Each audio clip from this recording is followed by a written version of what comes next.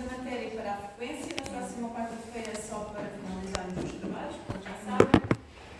Não sei nada, não é? Vejam lá às 9, que é para partilharmos bem amanhã, as respostas, porque senão já não vai haver tempo até à entrega dos trabalhos. Tal como eu vos tinha dito, convidei a professora Celeste Nunes, vai ser a vossa professora já no próximo ano, em Imunologia, e a vossa professora em Pneumoterapia. A professora Selene é técnica de análises clínicas de saúde pública e é coordenadora do Serviço de Saúde do Hospital de Faro, onde acumula também funções de gestora da qualidade. E depois vais explicar isso mais à frente, agora ainda não me assustar. E então, como é coordenadora, parte do trabalho dela envolve gerir uma equipa. E o que a professora Selene nos traz hoje aqui é exatamente essa experiência, como é que nós temos estado a falar dos várias intervenções dos técnicos de análises clínicas e da anatomia patológica e faltava-nos aprofundar mais esta questão da parte da gestão, não é? Que é uma área que vocês muitas vezes desconhecem e então trouxe a professora Selene a falar sobre essa área. Bom dia a todos. Desde já quero agradecer o convite à professora Ana Patrícia para partilhar a minha humilde experiência, não é? Enquanto coordenadora, enquanto gestora do serviço, enquanto gestora da equipa, enquanto gestora da qualidade e, portanto, vinha aqui falar-vos um bocadinho sobre isto. Aliás, eu já tenho dito à professora Ana Patrícia, esta aula é aqui, mas ainda fazia mais sentido quando vocês estivessem próximas já de ir para o mundo laboral, porque isso aí é que era no fundo dar-vos ao fazer uma abordagem de modo que vocês possam compreender a importância de certas atitudes e de certos comportamentos e como isso pode influenciar positivamente ou negativamente, ou diretamente ou indiretamente, o trabalho de uma equipa e o trabalho e a consecução dos objetivos de um serviço e, por sinal, de uma instituição. Eu vou começar por falar um bocadinho sobre as soft skills. Antigamente quando nós iniciávamos um trabalho, ou quem ia recrutar pessoal, tinha muito em mente só a importância das competências técnicas dos colaboradores. Mas isso, estamos todos a chegar à conclusão que uns mais rapidamente, outros um bocadinho mais lentamente, todos acabam por chegar e fazer, porque a partir do momento em que têm um certificado aqui da universidade a dizer que vocês têm o curso X, vocês têm, já provaram de alguma maneira que são capazes. Pronto, temos que acreditar nisso. Portanto, mas fica toda a outra parte, que são as tais soft skills. As soft skills não são mais nem menos do que atitudes e comportamentos que facilitam as relações interpessoais e, por outro lado, melhoram o desempenho do profissional, o desempenho técnico, o desempenho a nível de serviço do profissional. O que é que estamos a falar? O que é que são estas soft skills? Todas as coisas que nós sabemos. Ter uma atitude positiva. Por exemplo, um indivíduo que entra todos os dias porque não gosta de se levantar cedo e que já entra pela porta do serviço e que vai. Não falem comigo hoje. Ok. Pronto, estão a ver? Isto é tudo menos uma atitude positiva. E depois temos o outro, que está sempre tudo bem. Portanto, temos que contagiar os outros com a nossa atitude, ou procurar, pelo menos, fazer um esforço. Todos temos problemas, mas os problemas devem, tanto quanto possível, ficar da porta para fora. Sabemos que somos humanos e que as pessoas devem ser olhadas como um todo, é verdade, mas também temos que saber, pelo menos, desligar não digo completamente, mas pelo menos desligar um bocadinho. Depois, serem resilientes, portanto, a resiliência, tanto se fala hoje, que é a capacidade de vocês se focarem nas soluções quando há desafios, quando há obstáculos, quando há adversidades, e sem perder essa motivação. Há pessoas que só se focam nos problemas. Portanto, a diferença entre os colaboradores é, está bem, temos um problema. Tudo o que a pessoa tenta argumentar para resolver, mas isso assim, mas isso assado, mas isso não dá, mas isso é difícil. bem, mas temos que nos focar nas soluções. Não vamos ficar agarrados só ao problema. Alguma coisa temos que fazer, já sabemos. Não dá para ficar quietos. Ok? Portanto, resiliência é outra das soft skills. A comunicação, a capacidade de comunicar, faz tanta diferença. E vamos depois fazer um exercício para vocês verem a importância da capacidade de comunicação. Depois temos também a gestão do tempo, a capacidade de nós gerir o tempo. Vocês na vossa vida têm muitas coisas para estudar, têm trabalhos para fazer, têm as frequências, têm tudo isso. Mas têm que saber priorizar, certo? Porque senão então não se chega a lado nenhum. Portanto, isto é fazer uma gestão eficaz do tempo, é sabermos definir as nossas prioridades. Eu tenho imenso trabalho para fazer, mas eu tenho que priorizar e cumprir prazos. É assim, até a data tal, então tenho isto para entregar a data tal. As outras coisas têm que ficar para trás. Vou-me dedicar a outra coisa. Depois tenho isto para entregar a data tal. E assim eu cumpro os meus prazos. Ok? Portanto, a gestão do tempo, então quem trabalha também em serviço de urgência, isso é muito importante. É assim, imaginem que vocês têm uma técnica que leva 2 horas e têm outra técnica que leva 1. Vocês devem começar pela técnica que leva 2 horas, certo? Já estão a otimizar o vosso tempo. Porque enquanto a outra está a incomodar, por exemplo, já começam a pictar a outra técnica. E isto chama-se gestão do tempo, otimização do vosso tempo, priorizar o vosso tempo, ok? Também a capacidade, tanto de resolução de problemas, comunicação, o potencial de aprendizagem. O potencial de aprendizagem é muito importante nós valorizarmos as pessoas que aprendem com os erros, porque isso, errar é humano, mas temos é que aprender com os erros. E nós devemos valorizar as pessoas que aprendem com os erros e que têm sempre vontade de aprender, de investir na formação, etc. E depois temos uma que é o trabalho em equipa. E é nesta que nós nos vamos focar essencialmente. Ora, a prestação dos cuidados de saúde cabe a um número crescente de profissionais de saúde das mais diversas áreas e que vão constituir a equipa de saúde multidisciplinar. Não sei se isto aponta. Acho que sim.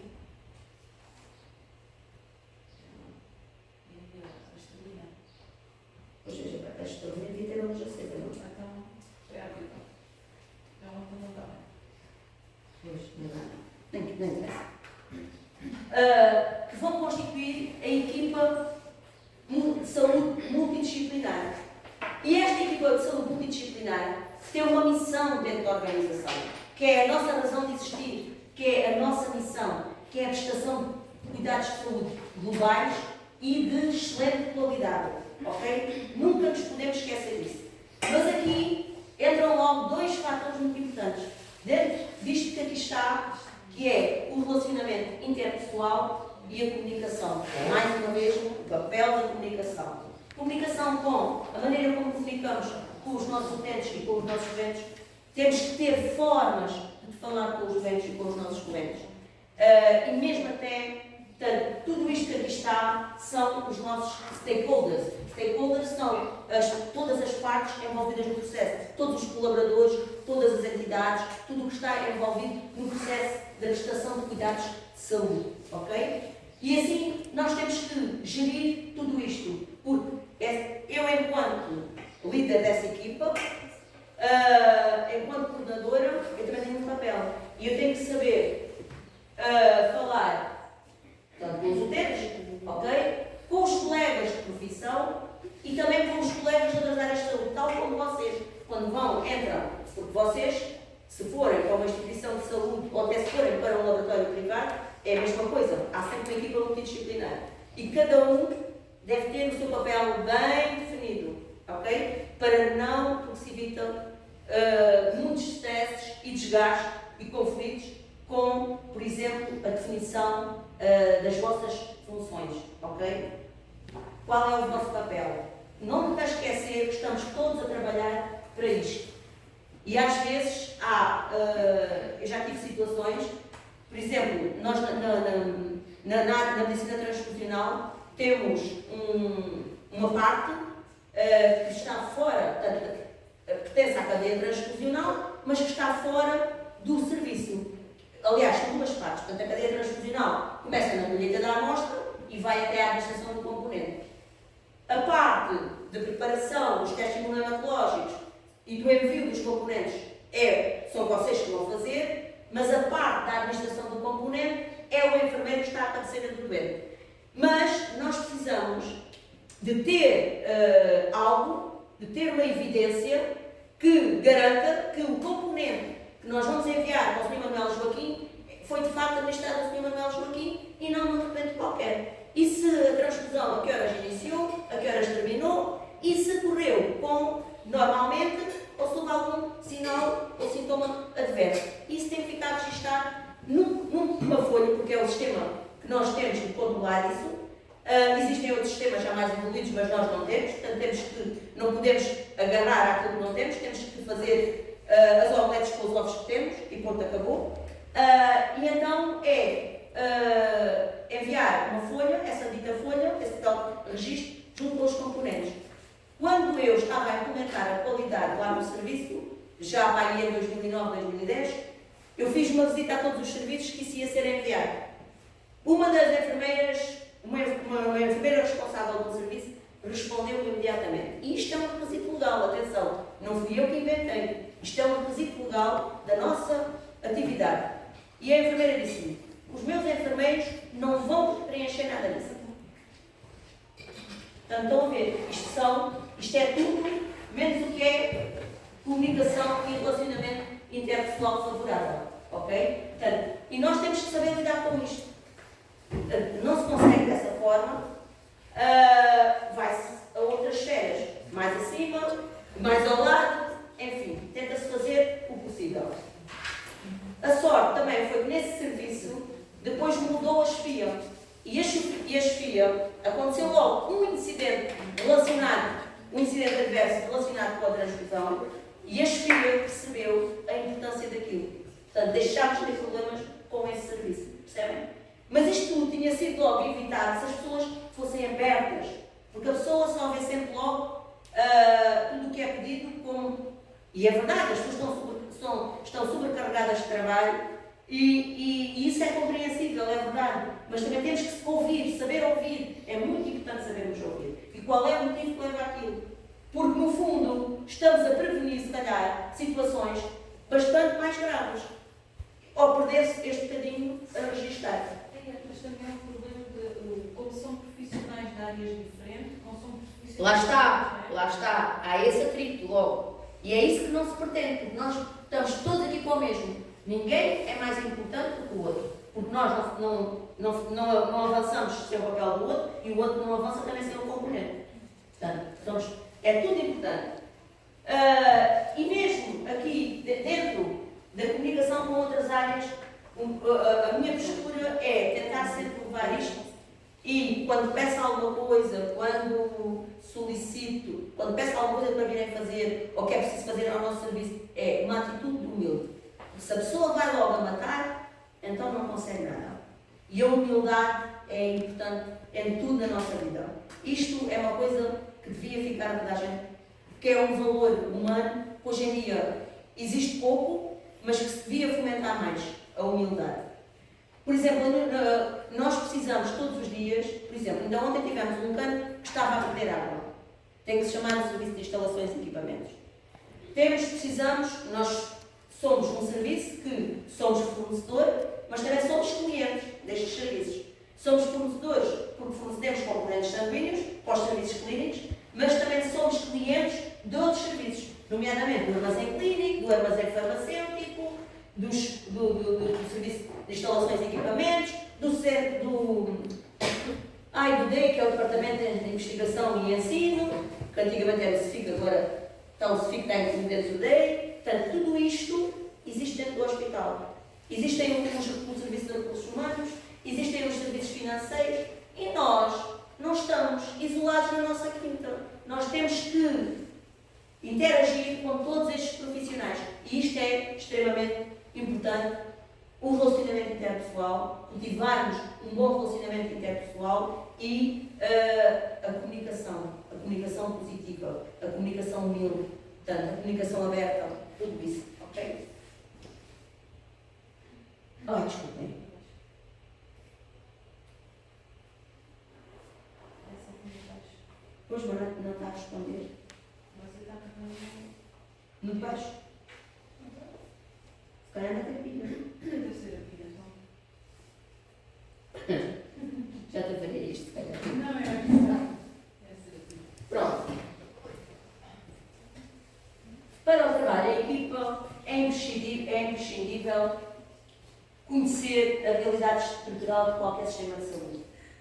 Tem que ser uma entidade dinâmica, não pode ser estática, ok? Temos que estar sempre a ir atrás da corrente e das ordens, e das diretivas que nos são dadas e dos objetivos que nos são impostos. Todos os elementos que lá estão, para haver trabalho de equipa, todos os elementos têm que ter funções definidas e articuladas, não só dentro da equipa, como também dentro da própria organização, por causa da tal equipa multidisciplinar com aqueles outros stakeholders. Mas até dentro do próprio serviço, nós temos diferentes, temos os assistentes operacionais, temos os assistentes técnicos, temos os médicos e somos nós, ok? Portanto, já aqui temos 4 categorias profissionais e temos que ter saber quais são as nossas funções. Por exemplo, mais uma vez, vou dar um exemplo, quando se envia, isto é para vocês terem noção da importância que é saber decidir. Saber o que é que está definido, quais são as funções. Por exemplo, quando nós enviamos, nós fornecemos também componentes sanguíneos aos hospitais privados. E houve uma altura, e eu até acho, em sua opinião, que isso deve continuar, de se fazer uma guia de transporte para um turista, fazer-se acompanhar um turista com essa guia de transporte para o hospital privado. Porquê? Porque o turista pode ser parado por uma autoridade e deve demonstrar que aquilo que leva ali, não é? São produtos humanos, é sangue humano, portanto, que não é para fazer uma macumba, que não é para tráfico de nada, ok? E então, quem é que vai fazer a guia de transporte? Isso faz parte das funções do administrativo, ok? Enquanto houver administrativo. Quando já não houver administrativo, então será o TSDT a fazê-lo. São vocês, técnicos superiores geral, diagnóstica e terapêutica da área de análises clínicas, ok? São vocês que vão fazer. O que é que acontece? No outro dia tive um problema, que até nem foi aqui, foi em Portimão, porque eu também sou gestora lá de Portimão, e ligam-me. Temos aqui um problema. Quem é que faz as guias aí em Faro? Eu disse, então, as guias são feitas pelo administrativo. Mas vamos lá ver. Imaginem que está um administrativo que o outro está de férias. E temos o administrativo sozinho. E que está a atender dadores. Eu sou completamente a favor que, em prol do bem do serviço e em prol do doente que está à espera do componente, que se o técnico tiver disponibilidade, não pode fazer essa guia, a partir das 17 horas já é ele que faz. Portanto, quando não há administrativa, à noite, ao fim de semana e depois das 17 horas, já é o TSDT que faz. Ok? Porquê é que o TSDT porquê é que não pode haver colaboração entre os profissionais? Nós sabemos o que é que está escrito, ok? Então, e vamos prejudicar, ou vamos pôr em causa os objetivos do serviço, a missão do serviço, porque um não quer fazer porque está escrito o que o outro fez? Temos que ter um bocadinho de bom senso, ok? Porque se calhar o técnico estava lá e tinha disponibilidade para fazer. Não sabemos. No outro dia também tive outra situação em Faro, foi ao contrário. Foi a mesma coisa. A administrativa tinha para fazer, estava a atender a dois e pronto. E isto vocês não imaginam. Pode gerar logo um conflito. Começa logo de manhã. Muitas vezes começa logo um conflito de manhã. Isto é daquelas coisas em que o bem do utente tem que ser maior. Tem que estar acima de tudo. Tem que estar acima do resto. Imaginem, eu tenho uma auxiliar no serviço e tenho um doente emergente, na urgência. E o doente está à espera do sangue. E a minha auxiliar foi levar o sangue ao doente. O doente é urgente, os componentes lá cheguem. Eu vou ficar à espera? Não. Eu se vir que aquilo é mesmo urgente, eu pego naquilo e vou eu levar. Não estou à espera que alguém vá levar. Depois, estas atitudes, muitas vezes, até isto pode gerar conflito. Porque depois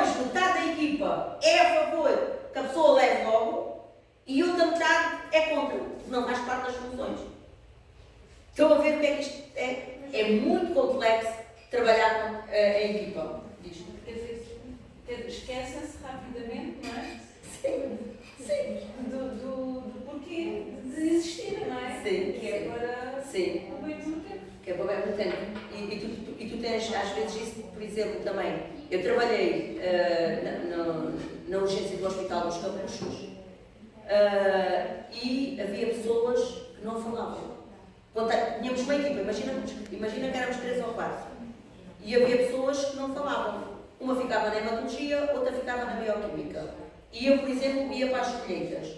É assim, uma ficava na hematologia e outra ficava na bioquímica. Imaginem que o equipamento da bioquímica tinha um problema e a outra pessoa estava completamente relaxada porque o seu trabalho estava a fluir e não é capaz de dar uma ajuda ao colega que está na bioquímica. Isto não é trabalho em equipa. Isto, decididamente, não é trabalho em equipa. É um ato de. Porque existe a equipa, mas não há trabalho em equipa. Ok? Porque não se está a pensar em dar uma resposta mais rápida possível, que está na urgência, à espera de um diagnóstico, para iniciar um tratamento ou uma terapêutica. Ok? E isso faz toda a diferença. Por outro lado, também existem os tais mecanismos de circulação de partilha de informação clínica e não clínica. Clínica, para termos acesso aos dados clínicos do doente, enquanto serviços, não é? Tipo, existe o ALER, existe o S-Clinic, existe o processo clínico. O nosso serviço tem um sistema que é o OASIS, só para serviço de imunoterapia, que está em rede com o Instituto Português de Sangue. E isso é o que são estes mecanismos de partilha de conhecimento e que são importantes. Por exemplo, eu peço, se eu tiver necessidade de Sangue de Lisboa, eu peço. E aquilo fica, peço nessa plataforma e aquilo fica lá. E eles depois, do que vão mandar, também põem lá. Ou seja, mesmo antes do sangue chegar, eu às vezes posso ir ver e já lá está o que é que eles nos vão enviar. Estão a ver a importância destes mecanismos de partilha de informação. Também, por exemplo, tudo o que é pedidos ao armazém clínico, ao armazém farmacêutico, ao armazém administrativo, ao armazém hoteleiro, tipo toalhetes, para limpar as mãos, produtos de limpeza, tudo isso também está numa plataforma que é o GAF, que é a Gestão Hospitalar de Armazém e Farmácia.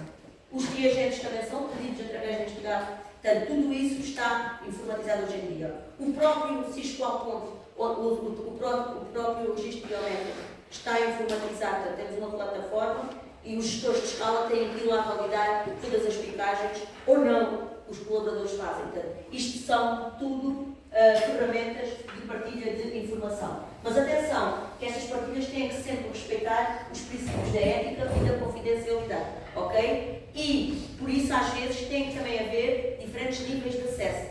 E quem é que vai aceder a isto ou aquilo? Isto é muito importante, ok? E quando se fala em qualidade, isso então é uma das coisas que a proteção de dados que hoje em dia está na BERA, o Regulamento Geral da Proteção de Dados, portanto, isto tem que ser tudo muito acautelado. É claro que tudo isto vai levar aos melhores resultados de qualidade técnica e humana, se as coisas funcionarem, obviamente. O que é então trabalho em equipa? Portanto, é uma ação conjunta por um conjunto de indivíduos em que cada uma subordina os seus interesses e opiniões individuais à unidade e eficiência do grupo em que está inserido, ou da equipa em que está inserida, ok? Porque muitas vezes as pessoas podem estar em grupo. Portanto, o que é um grupo? É diferente de uma equipa. Os grupos, os membros trabalham independentemente, ok? Só que muitas vezes não fazem para o mesmo objetivo. Estão virados mais para os objetivos pessoais. E isto, vocês trabalham em grupo aqui na universidade, certo? E já perceberam também isso, certo? A equipa, o trabalho em equipa, o verdadeiro trabalho em equipa, os membros trabalham independentemente, mas trabalham para os objetivos comuns, sim, porque isso é lógico, mas também para os objetivos, para os objetivos individuais, mas também para os objetivos comuns. E conseguem perceber que se trabalharem em conjunto, se trabalharem para os objetivos, se todos trabalharem para estes tais objetivos comuns, mais depressa nós alcançamos aquilo que se pretende. No vosso caso, é uma boa nota, não é? É que eles fazem, daquilo que eu tenho visto, trabalhos de grupo e não trabalhos de equipa. É isso mesmo. Muitas vezes isso não acontece. Uma equipa de sucesso deve ter as seguintes características. Deve ter um objetivo claro, ou seja, devem conhecer quais são os objetivos que estão definidos para o serviço. A estrutura deve ser orientada para atingir os resultados, porque se nós tivermos os objetivos, mas a estrutura não estiver orientada para os resultados, não vamos a lado nenhum na mesma. Temos que ter membros competentes, não só nas competências técnicas, mas nas tais competências sociais e comportamentais que eu falava logo no início da aula. Devemos ter membros comprometidos com o objetivo. E aqui agora é a altura de eu introduzir aqui o conceito do comprometimento, que é a história da galinha e do porco. Vocês acham que há diferença entre o indivíduo que é comprometimento ou envolvimento?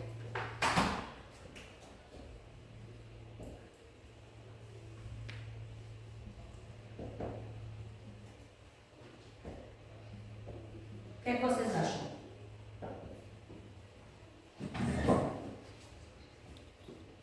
É igual ou é diferente?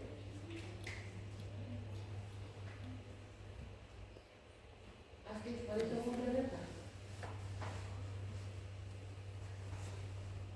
Por quê? Porque se você tem comprometimento com o que você está fazendo, uma boa capacidade interpessoal com a equipe, você automaticamente tem um entretenimento. Tem envolvimento? No caso de movimento, falei errado.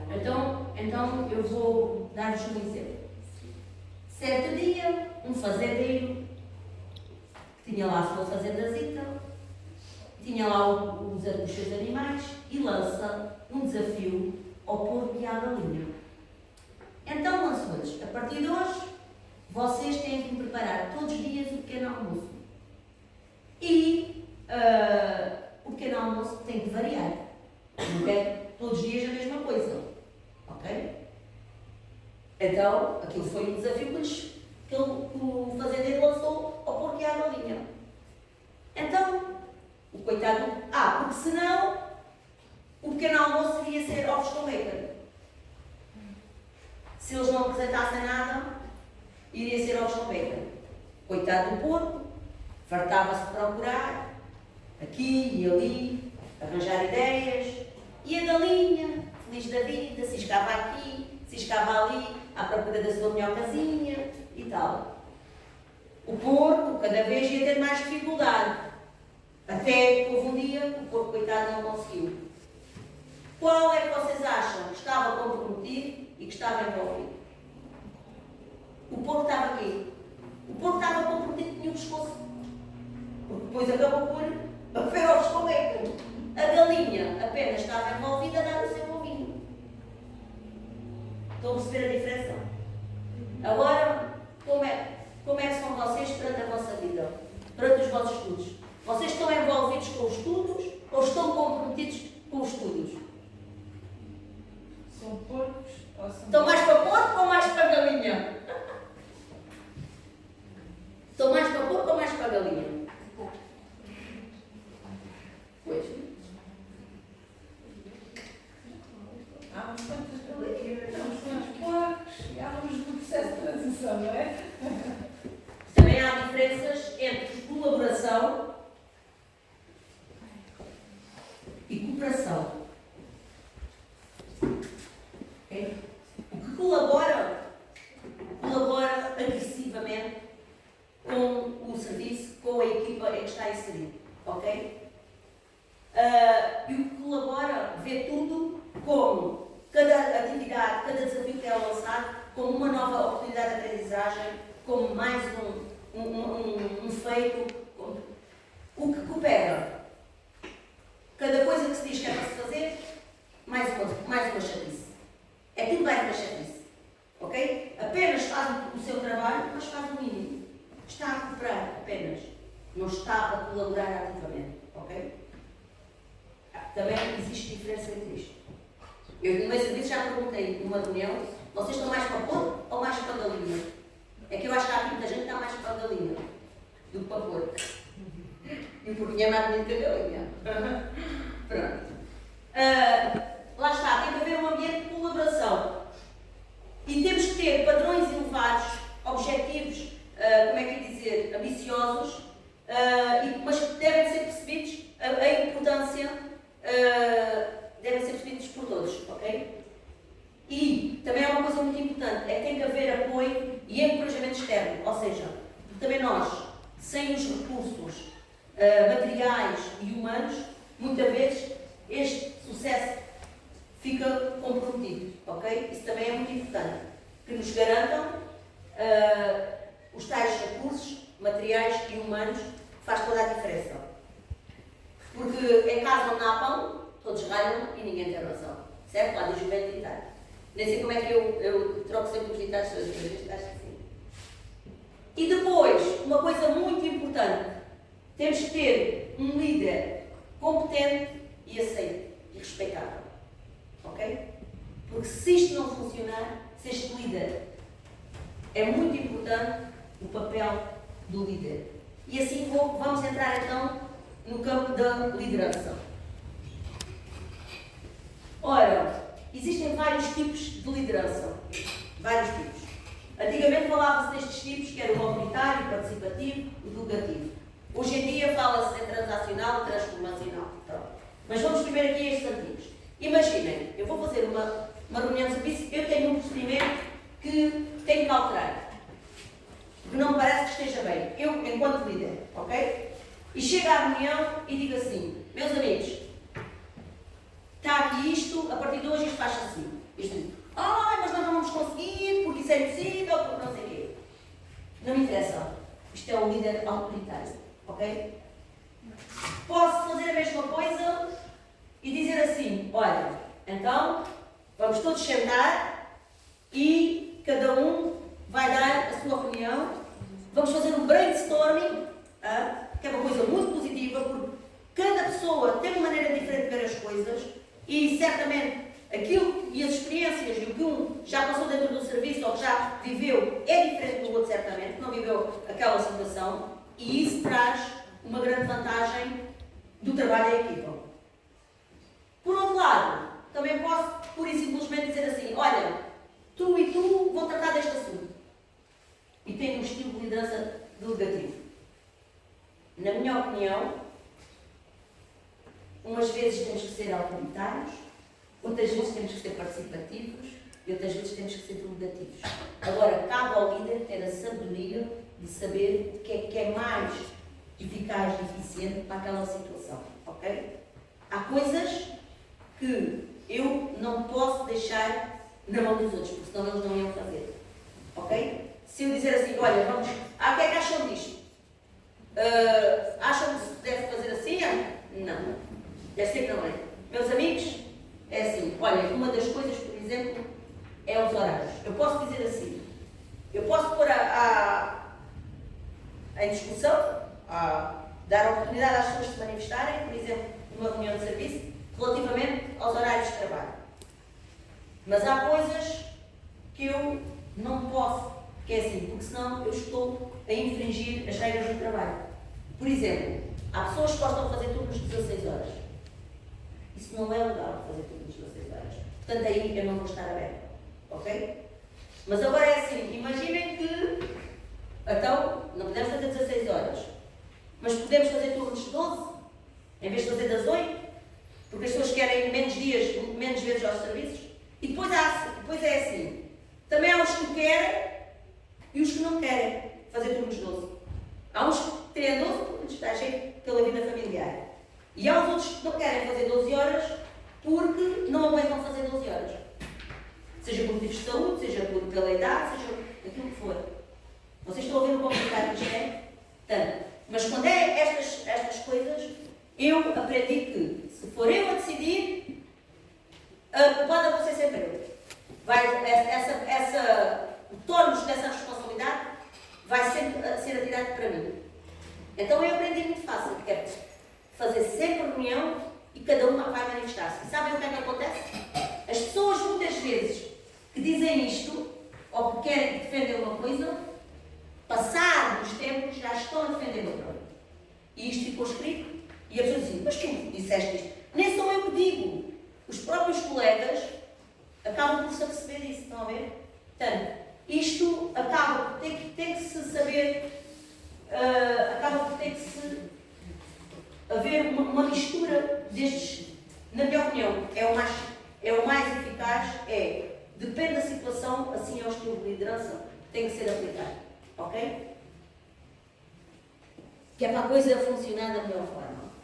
Agora, fala-se muito em liderança transformacional, que leva a alterações ao nível das atitudes e comportamentos, em que os pilares deste estilo de liderança são a confiança, é o respeito, a colaboração, o comprometimento. Ok? Portanto, neste momento, talvez seja o estilo de liderança ideal. Mas, lá está, sempre com alguma contenção. Depois, temos a liderança transacional, em que as táticas deste líder pautam sempre pela obediência às regras e cumprimento das metas estabelecidas. Não se pode também, nem tanto ao mar, nem tanto à terra. Temos que ter alguma, como é que é dizer, alguma flexibilidade, é mesmo isso. Flexibilidade, temos que ter algum bom senso para saber qual será o melhor caminho, porque no fundo é também importante que as pessoas estejam motivadas. Nunca nos podemos esquecer disso, ok? E isso é meio caminho andado para isto, ok? Para conseguir o nosso objetivo. Só que neste estilo de liderança há uma coisa que é a recompensa, defende que a recompensa deve ser proporcional ao desempenho. E é assim. Agora vocês pensem lá, o que é que vocês acham disto? A recompensa deve ser proporcional ao desempenho?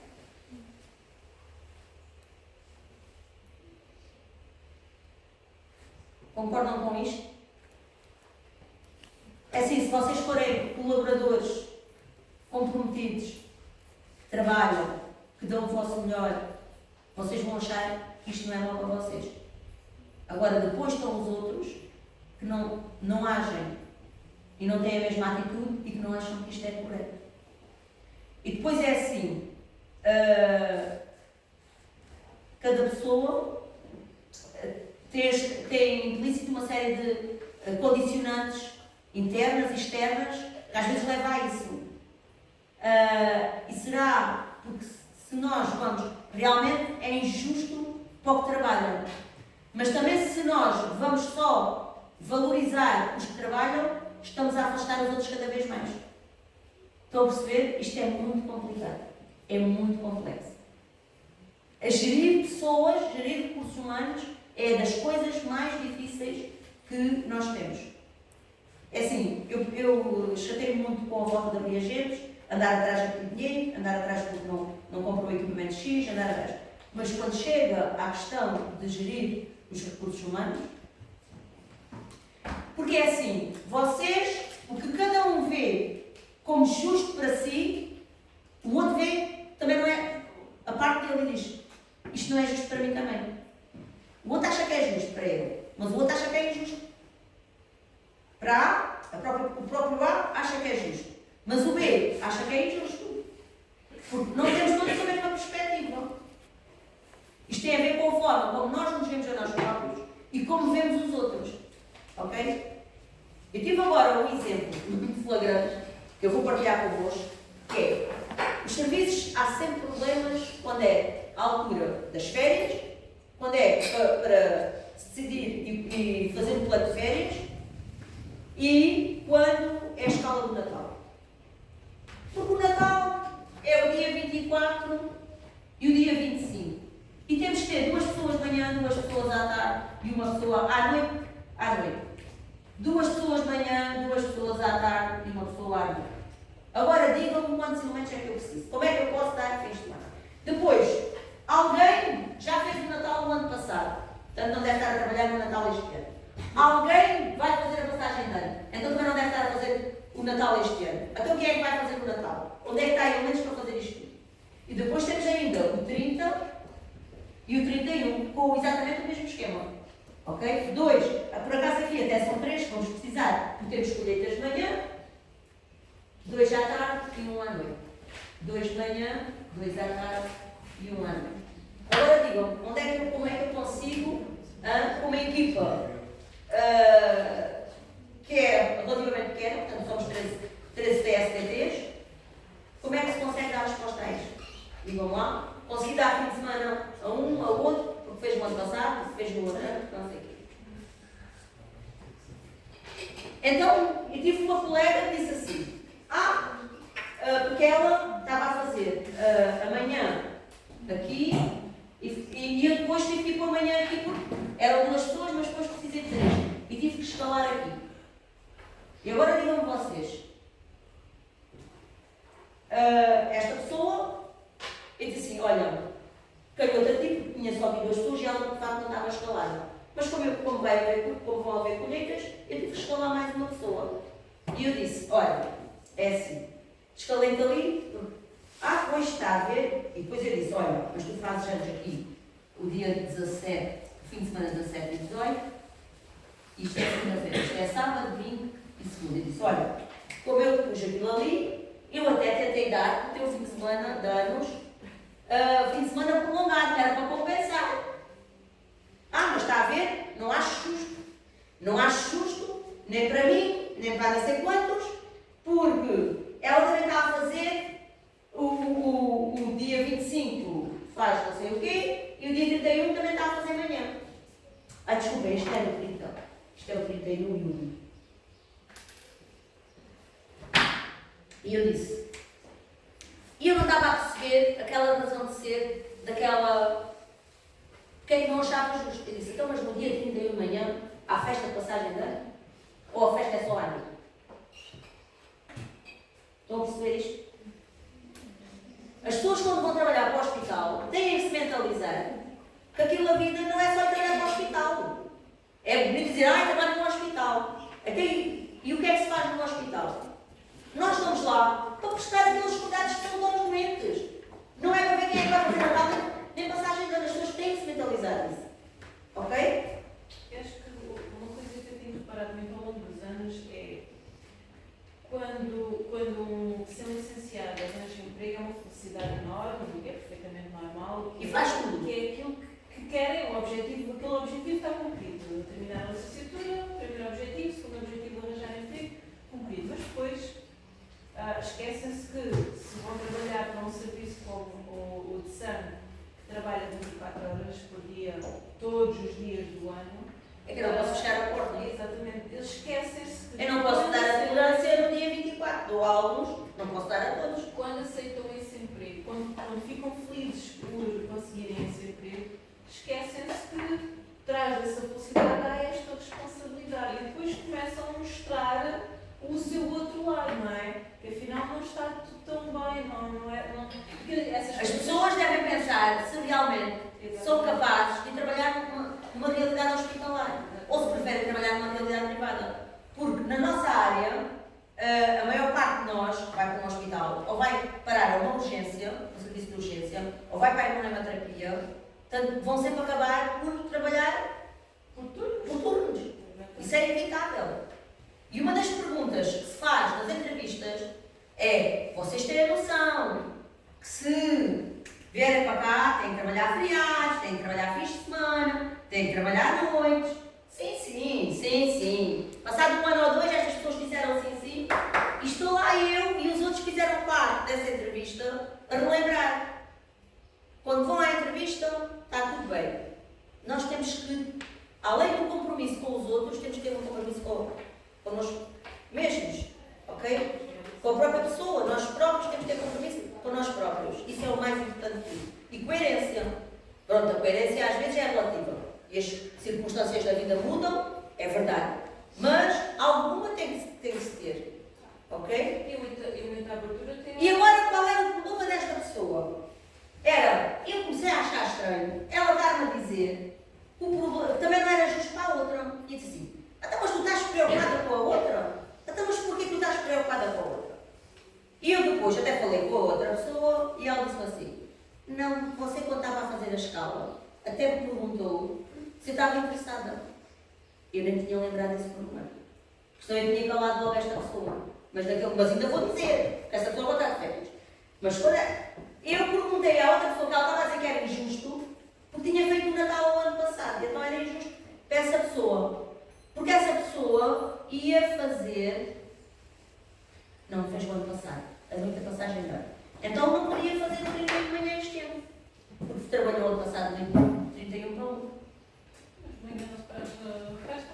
Então, mas o que é que as pessoas querem o fim de semana todo, percebes? Querem o fim de semana livre, eu não consigo dar. Eu não consigo, com estes elementos que eu tenho e com estas necessidades, eu não consigo. Porque ainda há uma pessoa de férias, atenção, há uma pessoa de atestado. Portanto, a pessoa não consegue gerir isto tudo. E vocês têm que ter a capacidade, vocês, quando entrarem no mundo do trabalho, vá lá, os colaboradores têm que ter a capacidade de perceber que não se consegue, não há como. E então qual era o problema desta pessoa? Estava-se a comparar, estava-se a pôr no lugar dessa colega, por isso é que ela dizia que era injusto para ela, porque não, anos antes tinha feito noite com o outro e o outro não estava a fazer nada no Natal nem na passagem de ano. Porque o outro não estava a fazer no dia 31, porque saía da noite no dia 31 às 8 da manhã. E eu não sei como é que ela queria que o outro fizesse de manhã. Ou seja, o problema ainda é este, é estar a olhar o que é que os outros estão a fazer. Estão a ver o que é a mente humana? E depois, isto gerou confusão. Porque a própria pessoa sabia que isto ia dar problemas. Eu estou a dar-vos um exemplo de um conflito. Esta própria pessoa sabia que isto ia chegar aos ouvidos do outro, que ela estava a pôr em causa, não era justo para ela e para a outra por causa do outro, e então foi telefonar e foi expor o caso.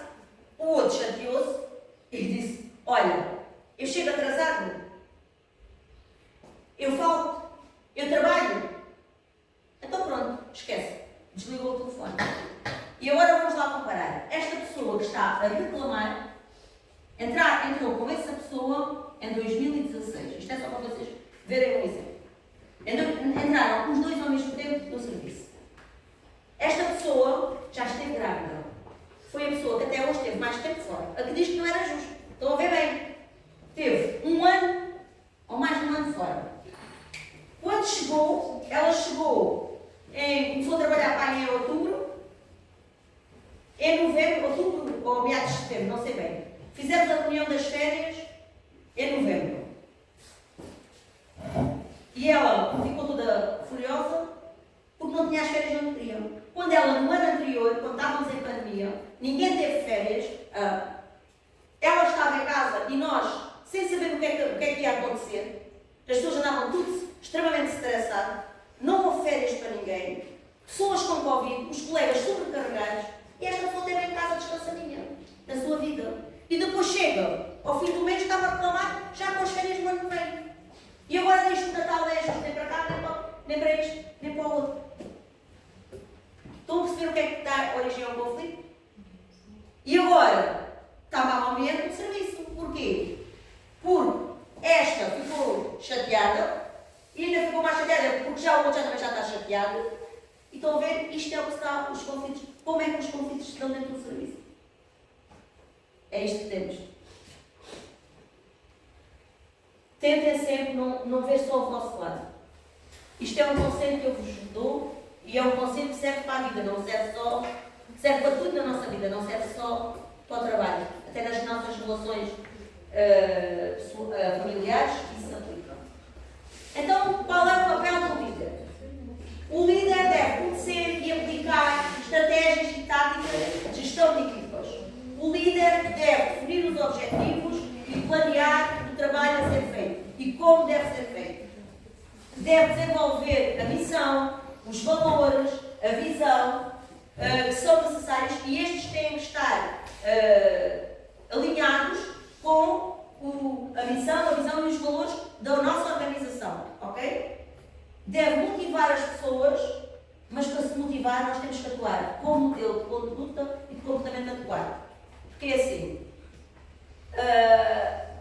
a proposta está a dizer assim, porque é justo, portanto, a pessoa acha aquela situação de sermos premiados pelo nosso desempenho, não é? E E o colaborador que não fuma. O colaborador que fuma tem direito a ir lá fora. Uma vez, 2 vezes, chegas ao final do dia. Vocês acham que o colaborador que não fuma não repara nisso? Enquanto ele está lá todo o dia, o outro tem necessidade de fumar. Isto ninguém gosta. Ninguém gosta, acreditem. Isto leva depois a comentários e estes comentários depois são maus. Então o que é que eu devo fazer? Eu vou penalizar o que fuma? Ou vou realmente premiar os que não fumam? O que é que eu vou fazer? É difícil. É muito difícil. Porque se eu fumasse, eu ia premiar os que fumam, não é? Porque eu pouco consegui perceber, porque eu não consigo perceber o vício porque eu nunca fumei. Mas, lá está, já me disseram que tu não consegues perceber. O meu irmão já disse bem, tu não consegues perceber o que é o vício de tabaco. E é verdade, a pessoa depois acaba por perceber isso. E o que é que vocês faziam?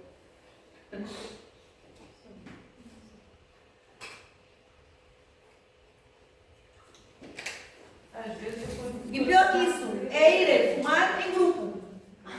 E deixar o outro desgraçado que não fuma lá sozinho. Estão a ver isto? E que dois trabalhos, acho que você tinha que dar valor para quem está mais tempo trabalhando. E a minha pergunta é, e é contabilizado o tempo que eles não estão dentro do serviço? Não é. Obviamente não é. Porque eu até já disse, quando foram lá fora, eu quero saber como lá fora. Claro que não dizem sempre. Dizem-me uma vez ou outra, mas saem com a coisa do cavalo. Quando eu dou por isso, ando à procura, porque depois tenho aquele faro e eu sempre ando acima do acontecimento. Quando eu venho perguntar alguma coisa, detesto, porque eu estou a tentar resolver uma situação e venho à procura da e não está, eu fico possuída. E os que não fumam têm direito a aproveitar uma pausa durante a manhã, porque isso acaba por ser uma pausa, não é? Mas as pessoas não têm necessidade de fazer essa pausa, estás a perceber? Todos têm que comer, os outros também têm que comer. Mesmo os que fumam, comem. Pois, aí é que está. Portanto, ficam sempre no prejuízo. Passam sempre menos tempo no serviço do que Passam. No outro dia, tive um exemplo que é, eles pensavam que eu não ia lá. E eu tive que voltar lá, porque eu sei que fazem isso na minha escola. É assim, há regras, e pelo menos essas regras têm que ser respeitadas. Isso aí, eu não sou flexível. Não posso ser, percebes? Para manter e a autoridade. Porque é assim, imaginem, se eu tenho uma equipa de 4 pessoas, eu tenho que ser coerente. Se eu tenho uma equipa de 4 TSTTs, e eu preciso destes 4, eu tenho que defender que preciso destes 4 TSTTs. Então eu não admito que fique lá um e os outros vão para a rua. Desculpem ou não. Os próprios estão aí contra eles. Então, mas e fazer ver isso? É assim, então se eu tenho pessoal ao contrário, e eu digo, se vocês querem, vocês até estão a prejudicar os colegas. Porque se eu quero que o fulano A fique, ter um contrato precário, e fulano A fique, como é que eu vou defender que tem falta de gente se vocês vão aos 3 e 4, aos 2 e 3 lá para fora? Como é que a gente consegue? Pois, isto, temos que ser coerentes. Então a ordem é, vai um, se quiserem ir, vão, mas vão sozinhos, não levem ninguém atrás. No outro dia cheguei lá, porque não era a hora de eu já lá estar, e eu calhei de lá porque me tínhamos esquecido umas piteias que a Andressa me tinha trazido. Quando eu chego lá, só lá estava uma vez no serviço. E disse, então, e ela falou que estava atrapalhada, porque queria falar, queria me dizer, mas como estava a auxiliar, para não parecer que me estava a fazer queixas, ficou calada e só abria assim os olhos. Nem eu disse que ela não abria os olhos, né? Mas pronto. E disse, onde é que está? Onde é que está a ver? Foram lá fora. Então e disse, então e sei? Está na casa de banho. Disse, na casa de banho não está, a chave está aqui.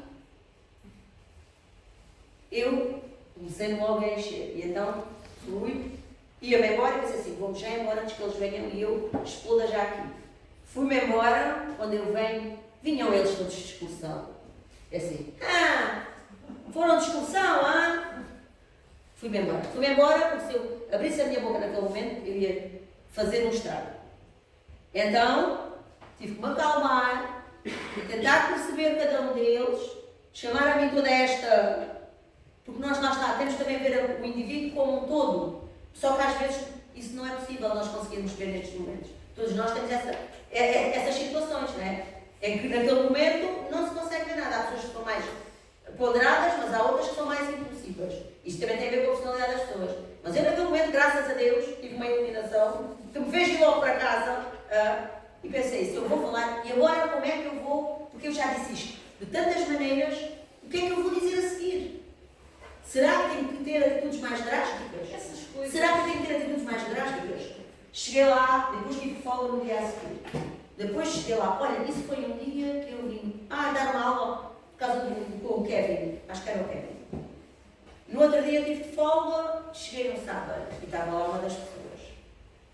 E depois eu disse, olha, chega lá aqui ao gabinete. O que é que tu tens-me a dizer daquela situação do outro dia? Pois tens razão. Peço desculpa, pronto, não vai voltar. Estás a ver? Eu depois até me senti mal. Porque a pessoa começou logo naquela posição de humildade e eu já não tive coragem para dizer mais nada. Agora deixa lá ver. Eu espero que não volte. Espero que não volte. E pensei, eu também vou falar com os outros dois.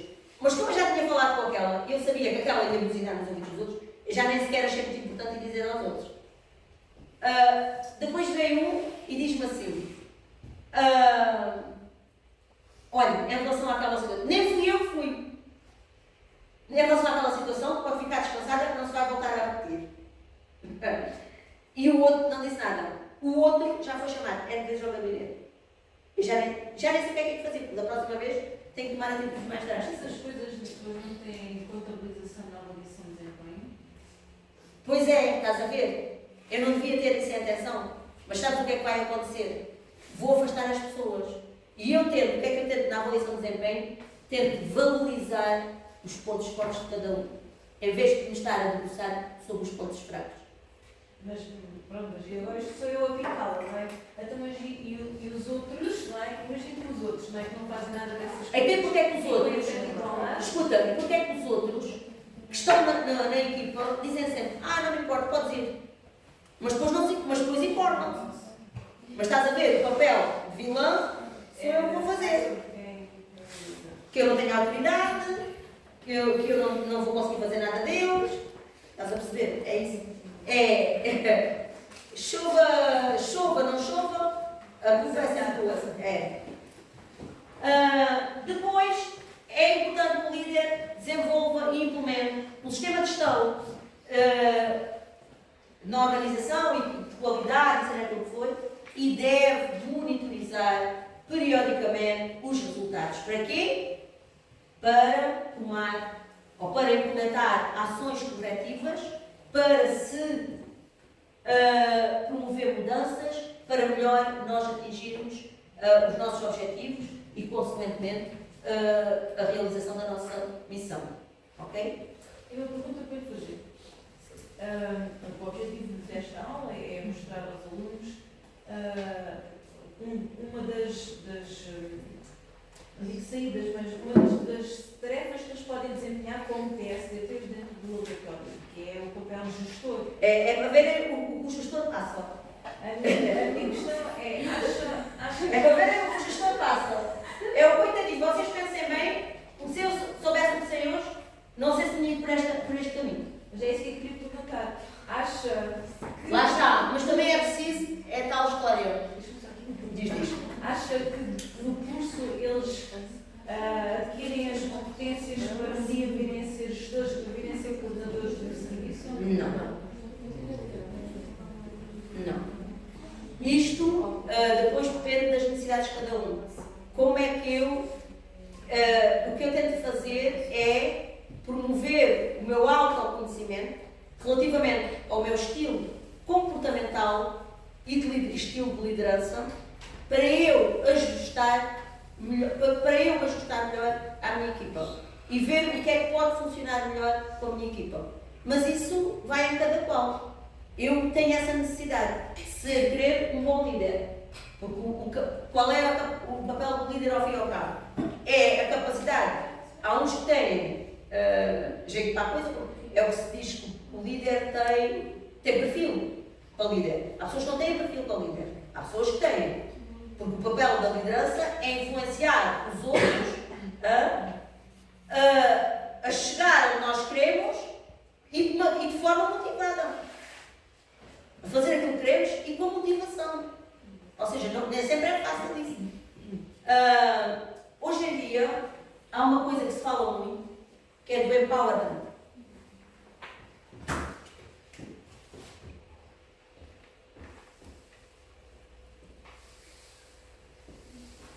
E este empowerment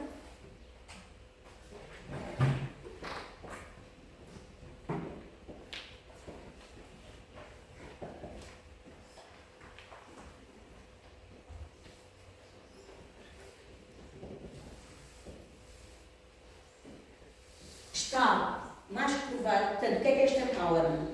O empowerment é o líder dotar os seus colaboradores, de todos os níveis, de liberdade, poder e informação para tomar decisões ou participar na tomada de decisões sobre os serviços, sobre as organizações, ok? E isto é extremamente importante. Está mais que provado, isto vai aumentar a satisfação dos colaboradores, por um lado.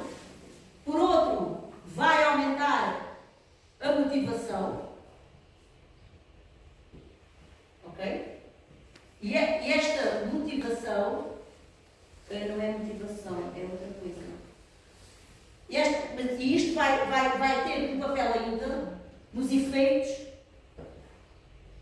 comportamentais. Isto não é motivação, é comportamento.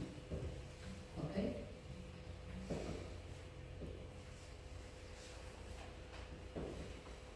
São palavras grandes. Portanto, isto vai ter. Ao dotar os colaboradores de empowerment, isto vai aumentar a sua satisfação, que por sua vez vai melhorar o comprometimento de todos os colaboradores e que esse comprometimento vai ter efeitos a nível do quê? Da motivação, da iniciativa, do empenhamento, da agilidade, da flexibilidade, do empenho e tantas outras coisas. E que, por sua vez, vai levar também a isto.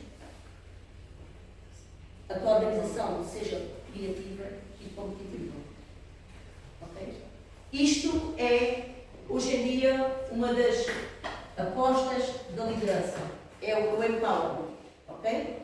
É dotar os nossos colaboradores de informação, de poder, de conhecimento, de tudo, porque isso acaba, esperemos nós, acabar por ter um efeito benéfico e, claro, que por último, quem vai mostrar é a própria organização. Porque a organização é feita de pessoas. Nem mais nem menos. Qual é o papel do líder? É delegar tarefas, mas tem que delegar com eficácia. É assim, eu posso delegar, e para isso eu tenho que conhecer os meus colaboradores, porque eu posso delegar uma tarefa a esta pessoa e a esta. E a esta, se eu fosse, ou melhor, eu já nem delego, porque eu como os conheço, se eu delegar a esta pessoa, eu sei que a coisa não vai funcionar. Mas se eu delegar a esta, eu sei que a coisa vai funcionar. Porque as pessoas têm diferentes talentos, diferentes aptidões, ok? E o que motiva umas não motiva as outras. Então eu tenho que conhecer, mas tem países que têm alvos, os talentos de cada um, para eu poder chegar aos meus objetivos. Ok? Portanto, eu tenho que saber delegar tarefas, sim, e às vezes delegar tarefas é mais difícil do que fazer. Porque a pessoa delega. É assim, imaginem, há coisas, o nosso serviço que é um sistema de gestão da qualidade implementado desde 2009. Pois eu acho que as pessoas ainda não têm uma verdadeira cultura de qualidade. É triste eu dizer isto, mas ainda não têm. Porque ainda estão muito agarradas à cultura cognitiva do erro. E é assim, quanto menos fizer, melhor é. Imaginem, avaria um equipamento. Como é que nós depois vamos saber em que dia ou o que é que aconteceu com o equipamento? Se aquela pessoa depois estiver em casa a testar, ou tiver de folga, ou seja lá o que for. Então, o que tem que ser feito é uma ficha de ocorrência. Cada um tem que fazer isto. Sabem o que é que acontece? Eu tenho que andar em cima, sempre. Já fizeram a ocorrência? Ah, não. Ah, mas eu não tive cá. Então quem é que esteve? Ah, fui eu. Ah, mas já não foi comigo. depois a ocorrência ainda não foi feita. Eu tenho uma ocorrência que eu ando atrás de uma centrífuga que se avariou e depois é assim, isto para o líder é uma sobrecarga. Porque a pessoa não pode desligar e não se pode esquecer. Quando isto era uma coisa que devia ser feita na hora. Se eu penalizasse, lá está, no desempenho, se calhar as coisas iam ser diferentes. Tem outros que não. Tem outras, lá está. Há pessoas que não gostam de ser chamadas de atenção mais que uma vez. São chamadas uma vez e a partir dali a coisa fica. Há outras que não. Podem ser chamadas 2, 3, 4 vezes que aquilo é igual ali. Depende, lá está, do brilho também de cada um. Quando recruta pessoas para o seu serviço, já vai saber em atenção estes aspectos Todos, porque lá está. As competências técnicas, era como eu dizia, a pessoa, mais um bocadinho de tempo, mais rápido ou menos rápido, a pessoa chega lá. Agora, por exemplo, a disponibilidade das pessoas para fazer os turnos, para mim, é extremamente importante. Pessoas que não levantam problemas, pessoas. Eu tenho lá pessoas que, lá está, vão fumar muito, mas depois também não me chateiam com a escala. Estão a perceber? Isto é. A pessoa, lá está, a perfeição não existe. A perfeição não existe. É o ser humano, no seu melhor. Lá está, temos que saber envolver as pessoas de forma a que elas se sintam comprometidas. Temos que saber ouvir, isto também é muito importante, saber ouvir, porque às vezes as pessoas têm este ou aquele problema e nós, se calhar, damos um bocadinho naquela altura que a pessoa não está tão focada no trabalho, acabamos por dar algum vídeo de desconto e também perceber os motivos, às vezes, porque é que aconteceu isto, ou porque é que houve esta queixa, ou porque é que isto não funcionou, etc. Lá está. E o líder tem que saber compreender e lidar com as diferentes personalidades. Lá está. Isto é papel do líder. Ter que levar com isto tudo, o líder tem que saber gerir isso tudo. Tem que definir a missão, já foi dito, tem que conhecer os projetos da instituição, que eu poder aplicar nos serviços, tem que estar atento a tudo, aos colaboradores, aos recursos, aos objetivos do serviço, a tudo. Tem uma coisa muito importante, é valorizar os colaboradores. O reforço positivo. Eu muitas vezes, sabes, e isto eu às vezes, lá está, mas também lá depende das pessoas. Porque antigamente era eu que fazia com outra colega a avaliação do desempenho. Porque é assim, devem ser sempre duas pessoas, porque uma pessoa pode não gostar da outra e pode querer penalizar. E a pessoa tem que ser um bocado isenta. Eu nunca fiz isso. Não gosto de fazer isso. Antes, pelo contrário. E agora, ainda por cima, é o técnico, geralmente é o técnico coordenador com o técnico superior, com o técnico diretor, que faz a avaliação. Ou seja, uma pessoa dentro do serviço e uma pessoa externa. Quem é que conhece a pessoa? É a pessoa dentro do serviço. Agora vocês estão a ver, eu ir para uma avaliação de desempenho e focar-nos, por isso é que eu estava a dizer, nos pontos fracos. Que imagem é que esta pessoa... Porque também isto não define a pessoa, aqueles pontos fracos não definem a pessoa, porque a pessoa tem os outros pontos fortes. Então, quando houve esta avaliação de desempenho, que ainda avalia todos, tenho muitos de avaliações de desempenho para fazer, o que é que eu tentei fazer? Com essa pessoa, focar-me só nos pontos fortes. E é uma pessoa que não está tão próxima, que é mais afastada, que tem uma personalidade sui generis, e essa pessoa, mas isso é a personalidade dela, tem que ver o que é que ela dá ao serviço. E eu, na avaliação de desempenho, elogiei-a muito, porque eu acho, lá está, se eu olhar para esta pessoa, enquanto prestadora de cuidados de saúde, eu acho que ela é excelente. Mas depois, noutras coisas, ela é mais calculista, é mais não sei o quê, não tem esse papel. E então, quando foi essa avaliação, a pessoa começou a chorar. Porque não estava à espera que eu a fosse elogiar. Não sei porquê, mas pronto. Chorou porque se viu, como estava na presença de uma pessoa superior e eu estava a elogiá-la, e então essa pessoa chorou de emoção. Pronto. Ficou contente, obviamente. Tive outra que a seguir me enviou uma mensagem para o meu telemóvel a dizer: obrigada, estou com... Como é que ela me disse? É brasileira, por acaso. Estou com... Pronto, sentia-se com o ego em cima porque tinha... Pronto, por aquilo que eu tinha dito dela. Mas eu lá era verdade. Eu só não me foquei, foi nos aspectos menos positivos das pessoas. Estou com uma pessoa estranha. Se for dentro do serviço, se calhar aí, sou capaz de, no momento, eu digo. Mas uma coisa que eu já aprendi é, quando as pessoas fazem algum trabalho que realmente foi bem feito, ou que foi, deve-se dizer, deve-se elogiar. Ok? Isto é muito importante que o líder também o faça. Eu chegar ao pé da pessoa, não havia pedi a uma pessoa, olha, és capaz de me dar isto assim assim, e a pessoa depois teve a fazer, porque eu tinha que fazer um relatório, mas eu precisava desses dados, epá, eu não tenho tempo para fazer tudo. E então a pessoa deu. E depois eu no fim pensei que tenho que agradecer e dizer que ela fez um bom trabalho. E fui dizer. Porque acho que isto é importante para as pessoas. Para as pessoas, lá está, sentirem-se motivadas. Isto é muito importante. É tudo a nossa vida. Porque se vamos com aquela atitude só de deitar abaixo, não. Nós temos que ter uma atitude construtiva. E este reforço positivo, eu acredito no reforço positivo, tem esse poder. Estou a ouvir, estou a aprender. Isto não é só dentro do serviço, é também na Aplica-se a sala de aula. tudo. Na nossa vida também. E na sala de aula, que é que eu estou sempre a dizer, eu estou cá para eles, mas espero que eles também saibam dar resposta aos meus pedidos. Não é?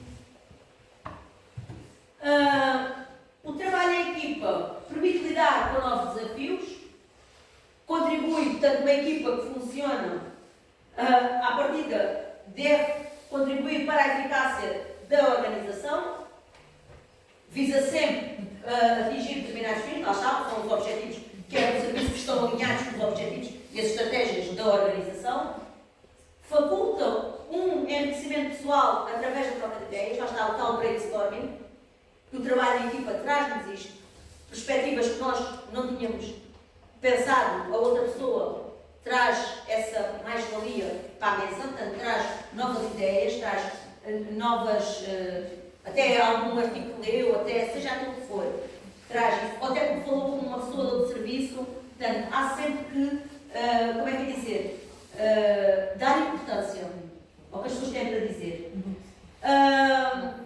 Distribui a responsabilidade por todos os membros da equipa, e isto já é um bocadinho mais difícil, porque lá está. Eu tenho atividades que eu delega A, delega B, delega C, e quando dou por mim já está só B e C a fazer, o outro já não está a fazer. Então, e depois vêm elas, pois, você disse isto, mas estava tudo para mim e para não sei quantos, porque o não sei quantos não fez, porque não faz, estão a ver. É este tipo de coisas. É o mesmo que vocês quando estão a trabalhar em grupo, certo? Sentem um bocadinho isso às vezes, não? Vocês é que têm que fazer o vosso autoconhecimento do vosso estilo comportamental enquanto alunos, enquanto membros dos vossos grupos, na vossa vida, etc.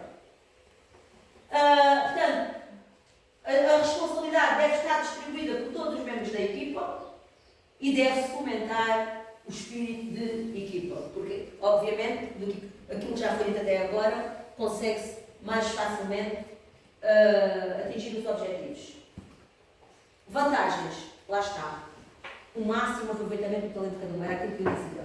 Eu conheço uma pessoa que olha da cá, quando eu tenho um documento, formata-me lá aqui isto, precisamos alterar este impresso. E essa pessoa gosta dessas coisas. Mas se eu lhe der para contar questionários, esqueçam isso, não contam. E eu estava sempre a chatear com esta pessoa porque ele não fazia isto. Já desisti. Portanto, cada um deve ser aproveitado onde mais tem. Acho que neste momento é aquilo que eu tenho em mente e que eu tenho na minha cabeça, é essa máxima. Também há uma máxima criatividade ao serviço do projeto, ao serviço dos nossos objetivos, ao serviço da nossa missão. Há uma maior motivação nas metas a atingir. Se funcionarmos a equipa e se as pessoas tiverem um bom relacionamento interpessoal, certamente vai haver uma maior motivação. A descentralização do poder também resulta uma maior responsabilização de cada colaborador. Há uma maior rapidez na concretização logo na produtividade. Lembram-se do exemplo que eu dei do laboratório onde eu trabalhei, que as colegas estavam chateadas, então uma não se ajudava à outra. Quem é que vai pagar com isso? O tempo de espera do bebê na urgência. Portanto, não há maior rapidez porque não há trabalho em equipa. Na sua verdadeira essência. Há uma equipa, mas não há trabalho em equipa ali. A possibilidade de trocas enriquecedoras de experiências e papéis, o trabalho em equipa traz isto. a complementaridade de funções, que é aquilo que estávamos a falar relativamente ao aproveitamento dos talentos de cada um. Novas abordagens. Ai, desculpem lá. Eu só desliguei. Novas abordagens, ou seja, podemos, numa reunião, encontrar novas abordagens até para coisas que nós não tínhamos olhado bem ou naquele momento não conseguíamos ver da mesma maneira e agora, nesta reunião, consegue-se falar sobre o assunto e alguém propôs alguma coisa. Portanto, ao fazermos as reuniões de serviço, ao decidirmos democraticamente, o líder, ao mesmo tempo que envolveu toda a gente e comprometeu toda a gente na tomada de decisão, quando a coisa não funcionar, não vão dizer que a culpa é do líder. Ok?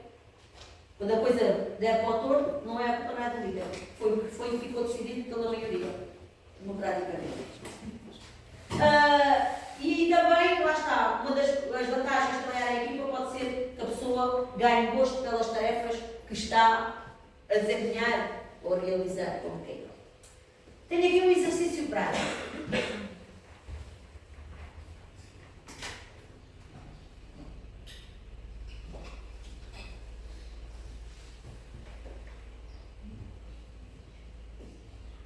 Isto é o típico conflito.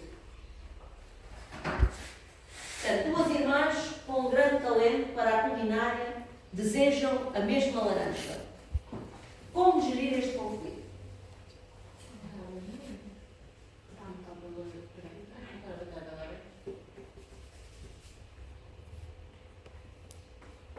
Como é que nós podíamos atuar com inação? Não fazer nada? Podíamos atuar através do confronto? Eu preciso mais do que tu? Porque é que tu vais querer a minha laranja? Porque é que não sei quê? Ou podemos ir para outra via? E será que cortar iria satisfazer as necessidades de cada uma delas? Se houvesse uma conversa, sim. Diálogo. As duas precisam da laranja, só tem uma, tem que dividir. Senão, uma vai ficar sem e você troca de uma, senão você tem mais. Aí para trás, o que é que acham? Gramação.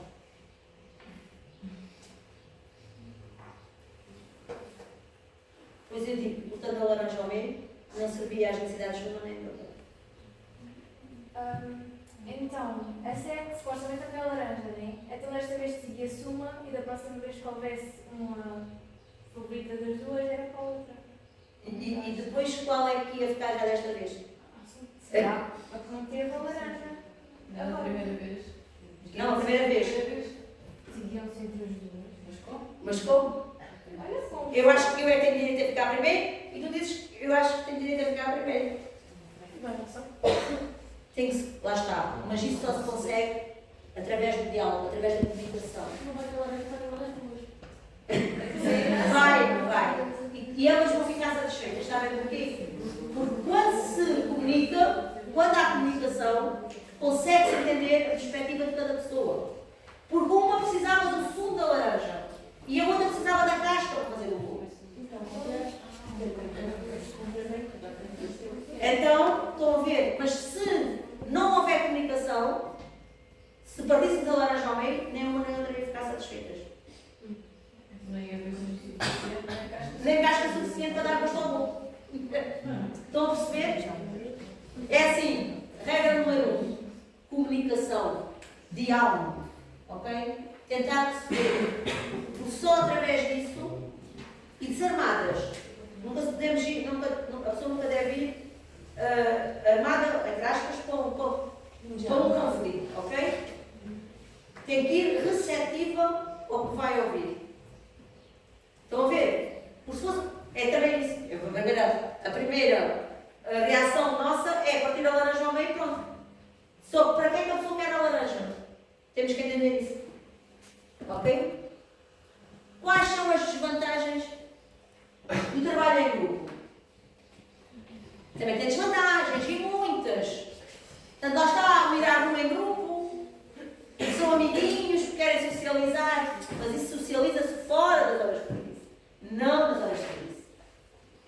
Há uma dispersão e há muita conversa às vezes, e o foco não está no trabalho, está no telemóvel, essa é outra, os telemóveis estão uma praga dentro dos serviços, não se consegue fazer nada. Qualquer dia tem que se agir como os meninos da escola primária, quando chegarem, põem o telemóvel dentro de uma caixa, porque as pessoas não sabem gerir a sua relação com as redes sociais, não sabem. É uma dependência. É uma dependência, as pessoas não sabem gerir isso. Vê-se mesmo. As pessoas andam ansiosas mesmo, estão ali, e depois eu passo e a pessoa guarda o telemóvel. Nem só pensar o tempo que perdem naquilo e aquilo não lhes dá ganho nenhum. Na realidade, no fim, aquilo não lhes dá. Mas aquilo é mais importante para elas, não percebem? Mas eles não ganham nada com isso. Por vezes também surge o choque de personalidades, como eu também já dei exemplos aí. Porque também da equipa, depois há pessoas que têm características de liderança. E então, às vezes, querem se impor relativamente aos outros membros do grupo. E às vezes também há dificuldade de aplicação de métodos de trabalho, como as personalidades são diferentes, o que funciona com uns não funciona com outros. Ok? Também, se não houver. Eu não gosto de chefia, gosto mais de liderança. A ausência de liderança, porque o chefe é aquele que manda e não, muitas vezes não dá o exemplo, não envolve, não colabora, etc. Não dá o exemplo. Se o chefe, se o líder não der o exemplo, não tem moral nem legitimidade para chamar a atenção quem quer que seja. Estão a ver qual é a importância do papel do líder? Ser modelo de conduta e de comportamento. Isto é muito importante. Porque a ausência de autoridade é muito importante.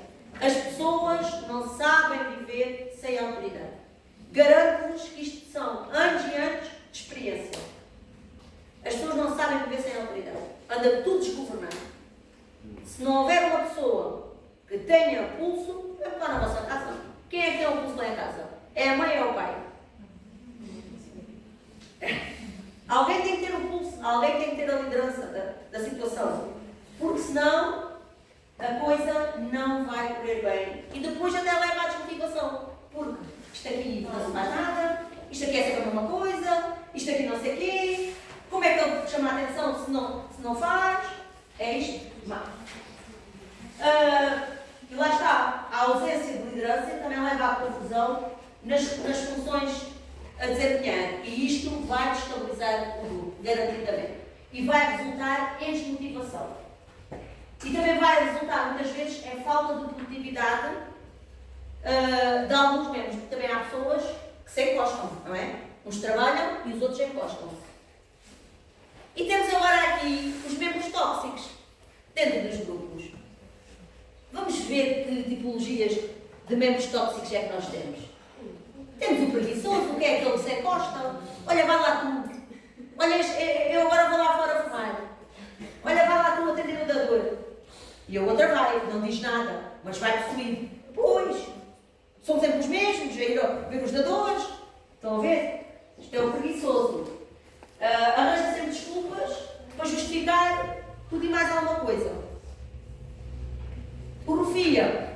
Vocês quando conseguem identificar isto nos vossos grupos de trabalho?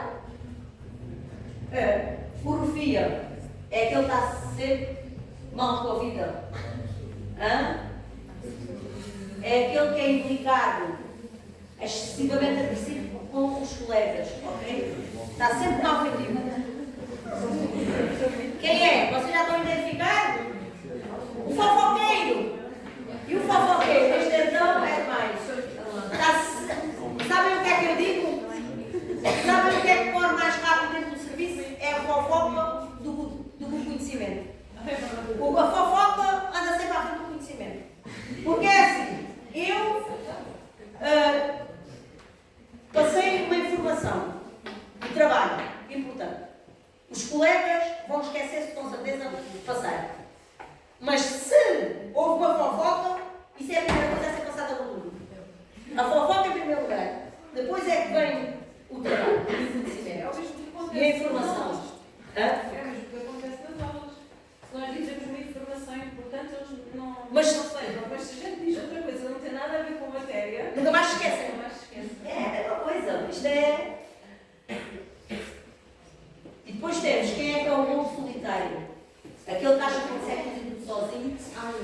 Não acredita na capacidade dos outros.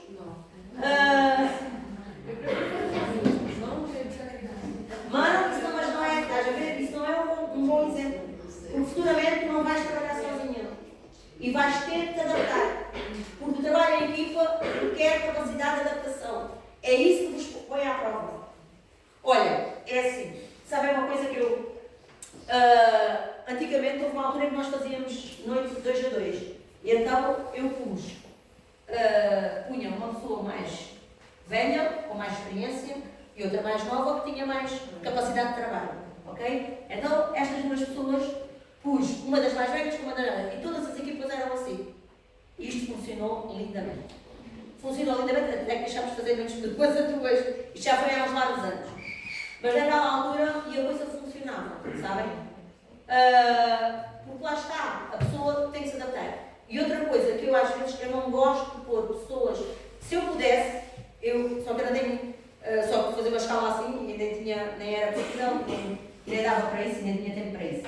Que era, aquelas pessoas, nós devemos pôr a trabalhar juntas pessoas improváveis. Não são aqueles com quem melhor nos damos. Porque isso obriga a abrir para aquela pessoa. E a ter depois uma relação diferente com aquela pessoa. Trabalhar com aquela pessoa, pronto, às vezes também pode ter um efeito contrário, mas geralmente isto até é uma tática que resulta. Costuma resultar. É a mesma coisa, imaginem, se nós formos a uma formação e formos com pessoas conhecidas, lá nessa formação nós só estamos com aquelas pessoas, nem nos abrimos às outras pessoas do grupo. Se formos sozinhos, certamente vamos estabelecer relação com as outras pessoas, obrigatoriamente. Não podemos estar sós. Até que se nos mandarem fazer algum trabalho ou assim. Estão a ver? Por isso é que eu acho muito importante, e eu gosto de fazer isso, é de pôr as pessoas mais improváveis ou que não tenham tanta ligação a trabalhar juntas. Eu adoro fazer isso. Adoro. Elas é que não sabem muito disso. Mas eu adoro fazer isso. Que é para obrigar a interagir. E depois acaba por ficar com outra relação. E eu tive essa experiência quando eu tinha as pessoas nas meias. Porque há relações de pessoas que ainda hoje, por causa daquela parceria que se criou ali, que ainda perduram. E eram pessoas que não tinham nada a ver. Ok? Pronto. Então, isto é a tipologia do lobo solitário. Também não podemos ser assim, fechados. E depois, também temos aquele que sabe tudo. Não seja o que sabe tudo, mas seja o que implementa tudo o que sabe. Ok? Humildade. Mais uma vez, a humildade. Esta pessoa não é humilde para reconhecer o conhecimento e a experiência dos outros. Ok? Não há um membro desses lá do nosso grupo? O que sabe tudo?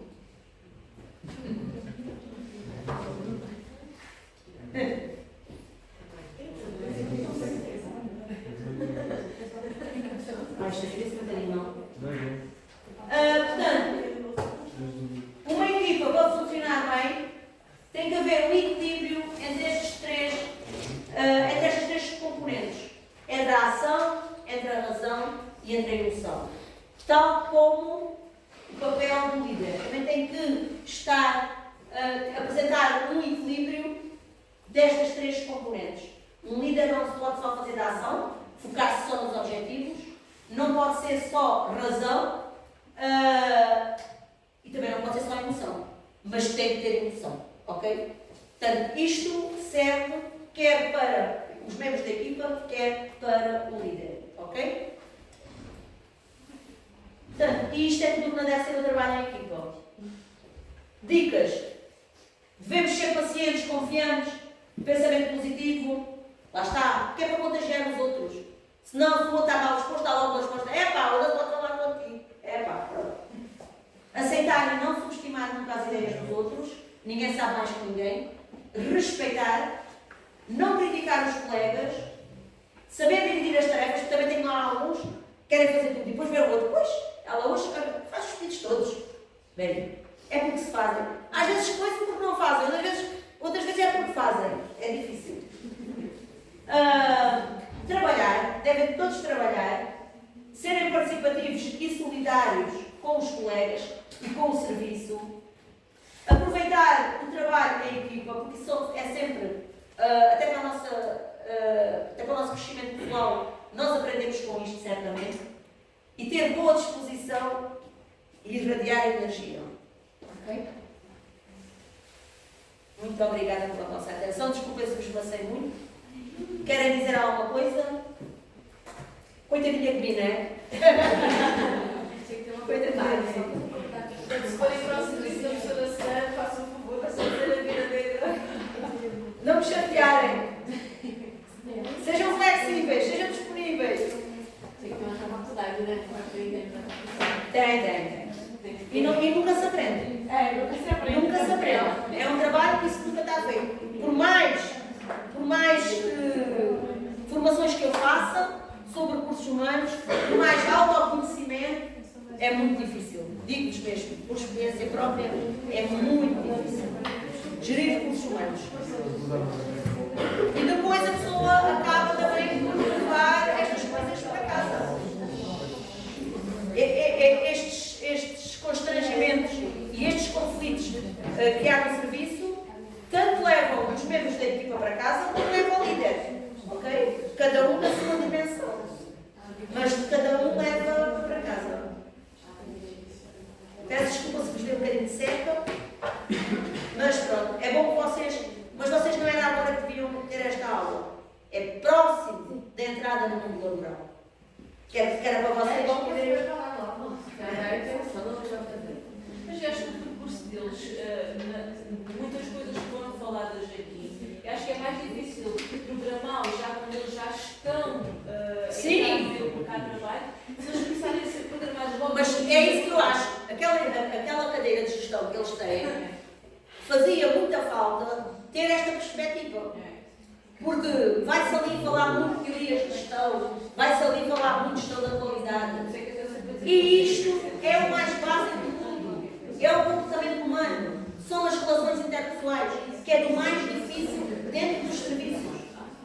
Por isso é que esta disciplina é uma disciplina muito ingrata, que neste momento eles não reconhecem e muitos não gostam porque não conseguem compreender o objetivo. Ainda não têm a maturidade No entanto, eu tive intelectual.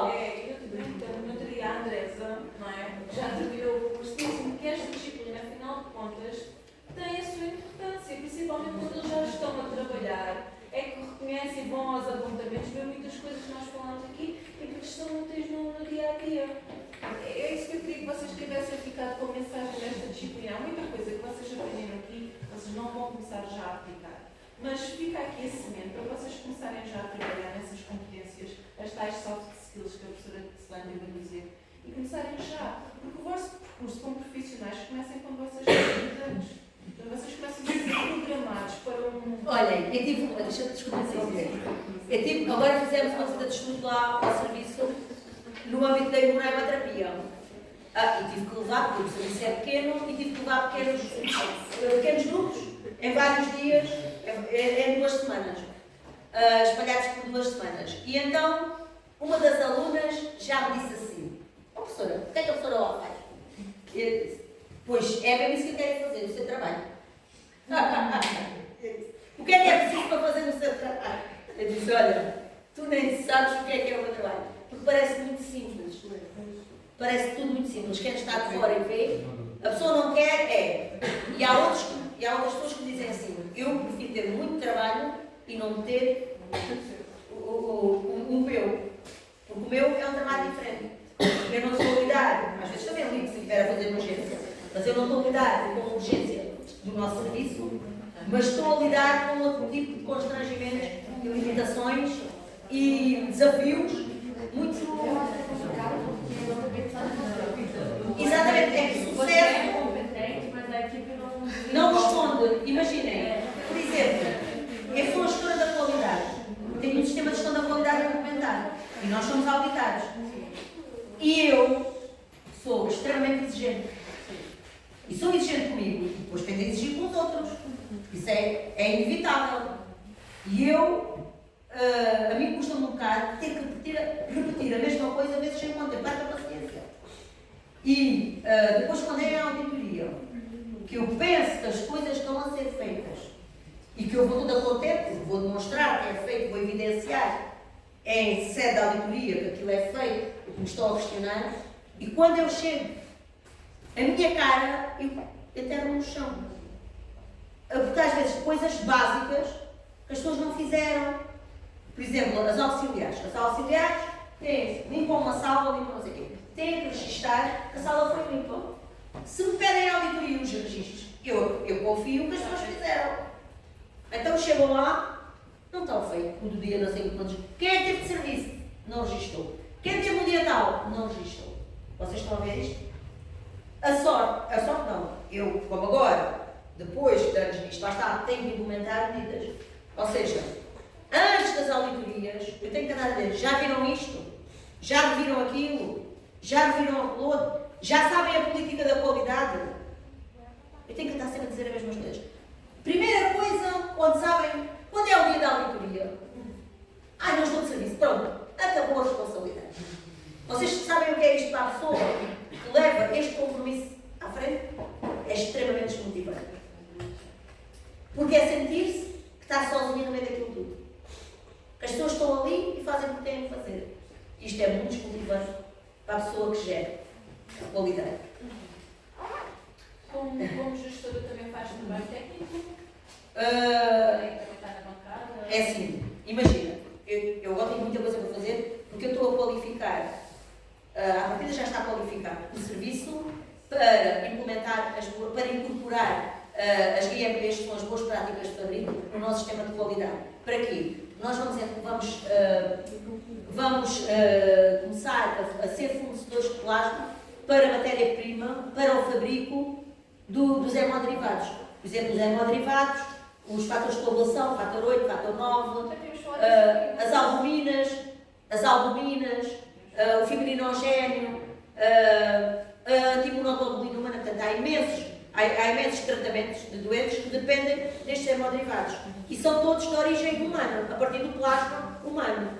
E então, isto requer uma série de requisitos, o serviço implementa uma série de requisitos e de exigências técnicas que nós temos que responder. E para responder, temos que implementar coisas. E para implementar coisas, precisamos de recursos, e de materiais e humanos. Então, isto é extremamente. Mas depois também dá um certo gozo a pessoa dizer: olha, afinal, pronto, conseguimos e é uma responsabilidade, sim.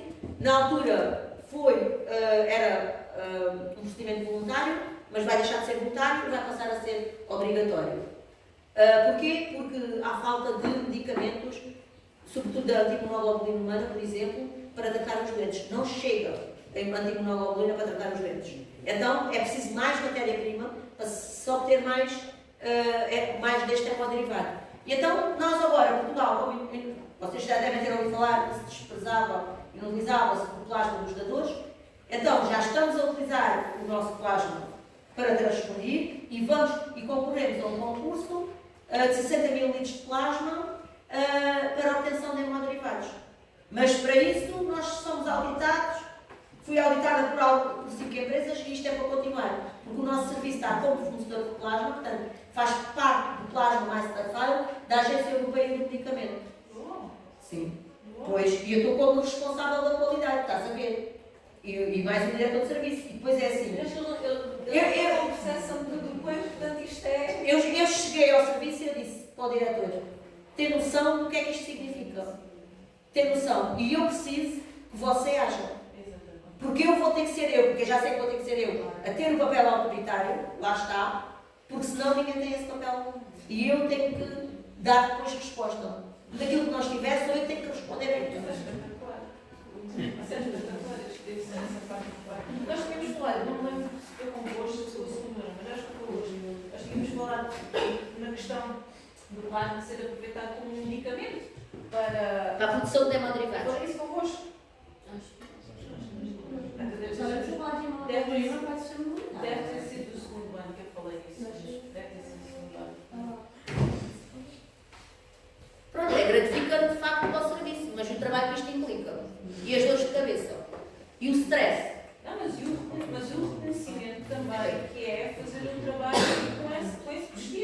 envergadura, Com não essa é? envergadura, com esse... Não, eu não lhe chamo, não gosto do prestígio, gosto mais de pensar que é um trabalho de grande envergadura mesmo. É mesmo de uma importância muito grande, porque isto, se houver alguma coisa... Tem que ter um profissional da nossa área, que eles vão aqui a aprender, estar envolvido numa coisa tão importante. Num trabalho tão importante. E fundamental, não é? Se fui eu que fiz tudo, estás a perceber? Exatamente. Fui eu que respondi aos questionários todos, as pessoas... Quer dizer, e já nem posso olhar para isso, e nem sequer faziam nada. Só de olhar, as pessoas nem lá dentro têm a noção do que é que aquilo envolveu. E vai continuar a envolver. Porque é assim, aquilo era um concurso em que as empresas, a Grifols, a Takeda, a Kedrian, a Octafarma e a CLS da Berry concorreram. E só o MEC ia ganhar o concurso. Mas todas tinham que vir a auditar. E mesmo assim, ganhando, já se sabe quem foi a empresa que ficou com o concurso, foi a Kedrian, ainda assim, as outras vão continuar a auditar, porque nós fazemos parte do Plasma Masterfile dessas empresas. Porque imagina que acontece qualquer coisa com a Kedrian. Vão buscar, entra outra empresa. Ok? Então, essas empresas, para nos terem no seu Plasma Masterfile, têm que garantir que nós cumprimos os requisitos. Portanto, nós temos a parte da colheita e da seleção e colheita de sangue. Seleção da dor e colheita de sangue. E depois há uma série de requisitos. Eu até tenho, por exemplo, nós desinfetamos o braço, ok? Dos dadores, que vão dar sangue. E usamos uma solução alcoólica, que a partir da está certificada pela firma. Mas serviço, eu tenho que validar o processo de desinfecção microbiológica e higienização da pele. Ou seja, tive que pegar. E depois é assim, ninguém nos dá, por exemplo, nós começámos isto o ano passado. O ano passado ou já a meados do outro ano? Não, ainda estamos em 2022, foi o ano passado.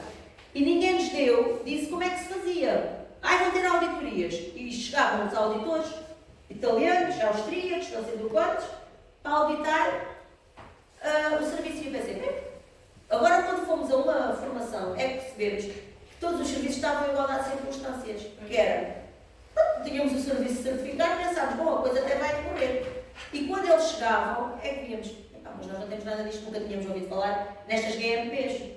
Entendem? Porque não houve uma formação prévia para nos preparar. Primeiro fomos auditados, fomos jogados às férias e depois é que se fez uma formação. E agora fomos a uma formação de 2 dias no mês de outubro, sim. Fomos a uma formação de 2 dias no mês de outubro e foi só teórica. Que é aquilo que a gente já sabe que basta ler. É fazer isto, validação disto, validação daquilo, validação daquilo outro, validação, qualificação das pessoas, do administrativo, do TRT, do médico, E agora como é que se faz? Como é que se aplica? Eu tenho desafios todos os dias na minha vida, que é fazer coisas que não sei fazer. E desde que entrei na área da qualidade para implementar o sistema, é isto que tem acontecido. Nós temos as guidelines, mas como é que se implementam? Lá não há exemplos. E dentro da instituição não há ninguém que saiba. Eu não posso tirar dúvidas com ninguém. Então às vezes ando a ligar para fora, por exemplo, com essa questão da desinfecção microbiológica, da validação do processo. Eu liguei para o Instituto e lá não pediram isso. Para ver como é que eles tinham respondido a isso. E lá não foi solicitado isso. Porque como eles têm o armazenamento do plasma, focaram-se mais nesses aspectos. No meu foram a outros. Estão a perceber? E então é isto que eu tenho. E agora, e depois dessa formação houve pessoas que puseram dúvidas, mas a formadora fazia assim porque a área dela não é um sangue. É de medicamento. É da área de medicamento. E então, agora parece que vamos ter outra, estão a ver, fizemos tudo ao contrário. A formação devia ter sido antes, mas já estamos habituados a isto. Tem alguma pergunta a fazer? Demorei mais um pouco. Não? Então, se não tem mais nenhuma pergunta a fazer. Podem ir. Obrigada pela vossa atenção. Tchau.